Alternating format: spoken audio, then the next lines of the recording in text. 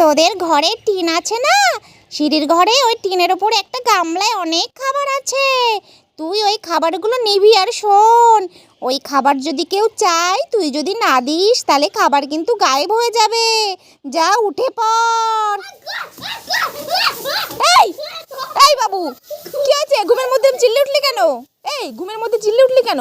আরে আমি স্বপ্ন দেখেছি, একটা ডাইনি বলছিল আমার, জানো কি? কি রাত্রি বল। তোদের ছাদের উপরে একটা টিন আছে, হ্যাঁ, তারপরে একটা গামলা আছে না, এর মধ্যে অনেক খাবার রয়েছে। কই থেকে? চল চল চল চল চল চল চল। কোথায় টিন? এই তো বাবু, একটা গামলা পেয়েছি পেয়েছি পেয়েছি। আরে বাবা, লেস কুরকুরে বাবু, আমাকে একটা খাবার দে। দিবি না? এই কি খাবার তুলে গেল? এ মা, মা ডাইনি আরেকটা কথা বলেছিল। কি বলেছিল? তুই যদি ওই খাবার না দিস তাহলে গায়েব হয়ে যাবে। এ মা, তুই আমাকে দিলি না, সব খাবার গায়েব হয়ে গেল। যা, তুই পেয়ে ধন হারালি।